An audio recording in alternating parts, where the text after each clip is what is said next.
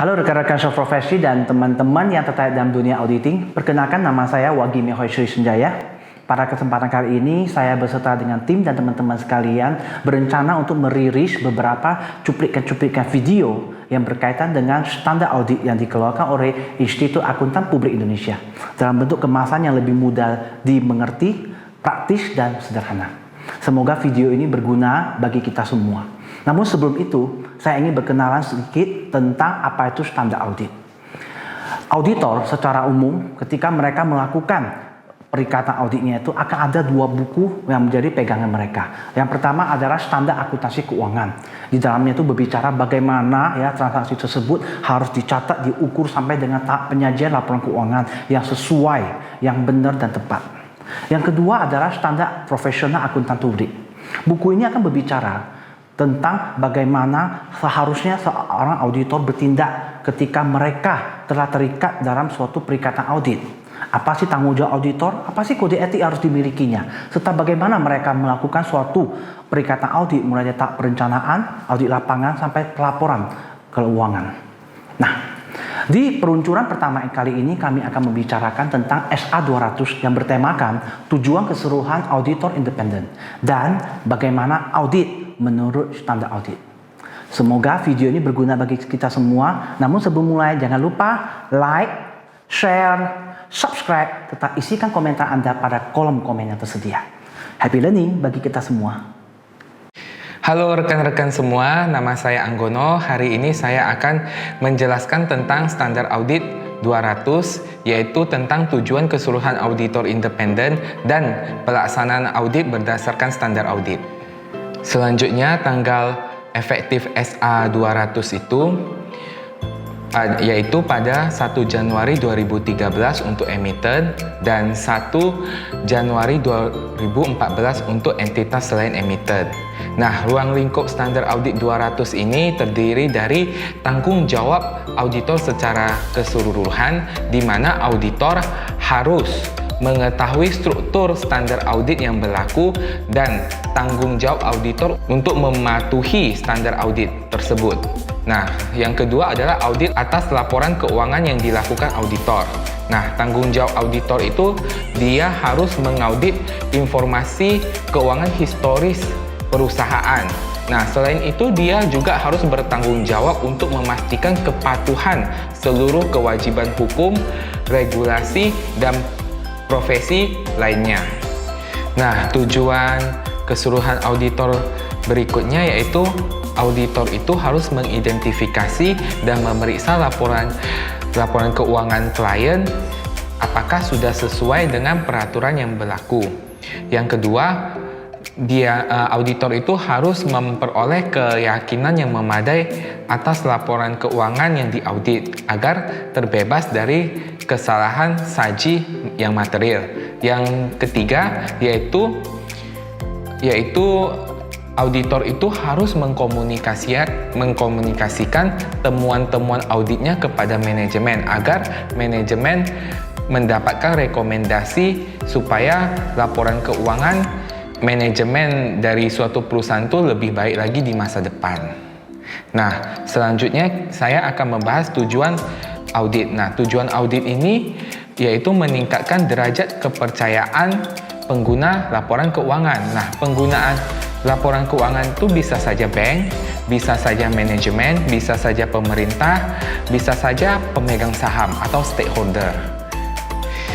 Nah, selanjutnya saya akan membahas tentang komunikasi dengan pihak yang bertanggung jawab atas tata kelola. Nah, ketika auditor mengaudit di perusahaan yang diaudit, nah, auditor itu harus mampu berkomunikasi kepada counterpartnya, misalnya komite audit atau SPI atau orang yang ditunjuk oleh pihak manajemen dalam pemenuhan data-data audit yang diperlukan oleh auditor, sehingga auditor itu dapat menghasilkan opini setelah selesai audit. Nah, opini audit itu terdiri dari 5, yaitu yang pertama wajar tanpa pengecualian, yang kedua wajar tanpa pengecualian dengan bahasa penjelasan, yang ketiga wajar dengan pengecualian, yang keempat yaitu opini tidak wajar. Yang kelima adalah opini tidak menyatakan pendapat. Nah, selanjutnya saya akan berbagi tentang kerangka laporan keuangan yang berlaku di Indonesia. Nah, ada 5 standar akuntansi yang berlaku di Indonesia. Yang pertama adalah standar akuntansi umum. Nah, standar akuntansi umum ini digunakan oleh perusahaan-perusahaan yang sudah go public atau sudah menjual sahamnya di bursa. Yang kedua adalah standar akuntansi entitas tanpa akuntabilitas publik atau biasa kita sebut SAETAP. Yang ketiga, standar akuntansi entitas mikro kecil menengah. Yang keempat, standar akuntansi syariah. Yang kelima adalah standar akuntansi pemerintah. Nah, selanjutnya saya akan menjabarkan prinsip dasar etika profesi auditor. Nah, auditor itu yang pertama, dia itu harus memiliki integritas. Nah, integritas ini contohnya seperti ini. Auditor itu harus menganut nilai-nilai luhur yang dipegang dia.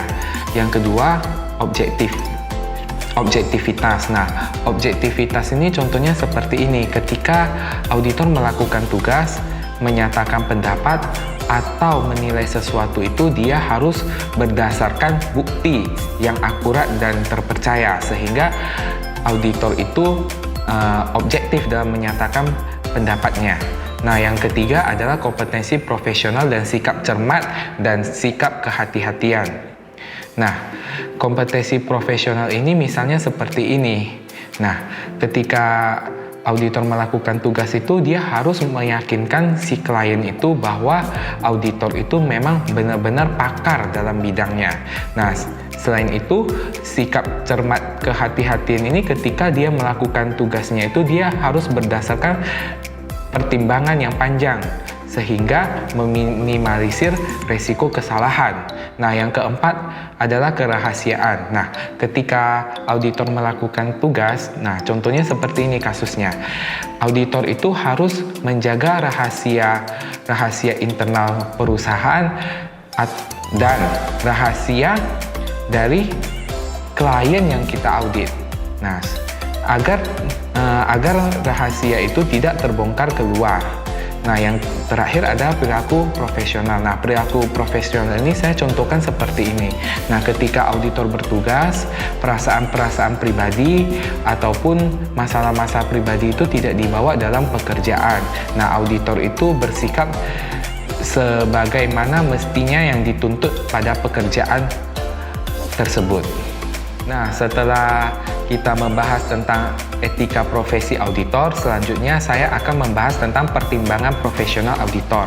Nah, dalam membuat keputusan ketika audit, auditor harus mempertimbangkan yang pertama, materialitas dan resiko audit.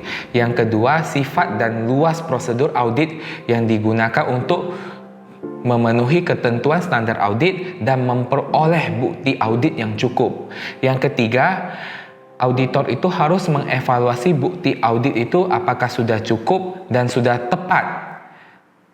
Yang keempat, auditor itu harus mengevaluasi pertimbangan manajemen dalam menerapkan kerangka laporan keuangan yang berlaku bagi entitas. Yang kelima, penarikan kesimpulan berdasarkan bukti audit yang telah diperoleh oleh auditor.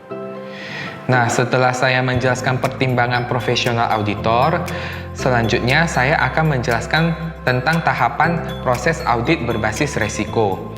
Nah, kawan-kawan bisa lihat di diagramnya ini di layar. Nah, tahapan proses audit berbasis resiko ini terdiri dari penilaian resiko, menanggapi resiko, dan pelaporan. Nah, penilaian resiko ini terdiri dari 3 aktivitas. Yang pertama, kegiatan prapenugasan. Yang kedua, laksanakan prosedur penilaian resiko. Yang ketiga, merencanakan audit. Nah, selanjutnya menanggapi resiko terdiri dari 2 aktivitas. Yang pertama, rancangan tanggapan menyeluruh dan prosedur audit selanjutnya. Yang kedua, implementasi tanggapan terhadap LLM yang dinilai. Nah, selanjutnya pada tahapan pelaporan dia terdiri dari 3 aktivitas. Yang pertama, evaluasi bukti audit.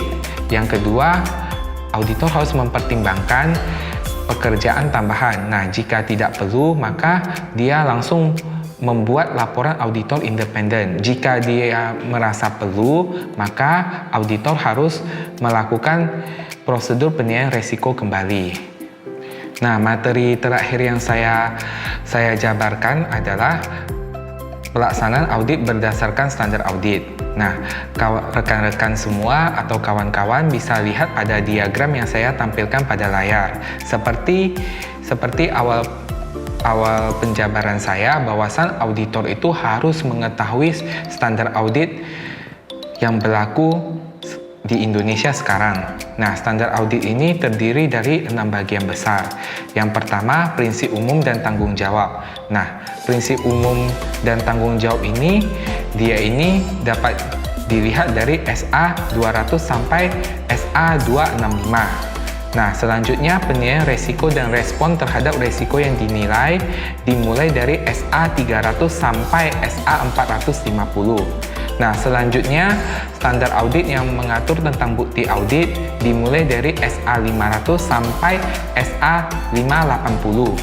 Nah, berikutnya penggunaan hasil pekerjaan pihak lain itu diatur dalam SA 600 sampai SA 620. Nah, selanjutnya kesimpulan audit dan pelaporan diatur dalam SA 700 sampai SA 720. Dan yang terakhir adalah SA yang berkaitan tentang area khusus. Nah, area khusus ini dimulai dari SA 800 sampai SA 810. Nah, sekian dulu pemaparan dari saya. Semoga materi yang saya paparkan ini tentang SA 200 ini dapat bermanfaat bagi rekan-rekan semua. Saya menyampaikan terima kasih atas perhatian rekan-rekan semua.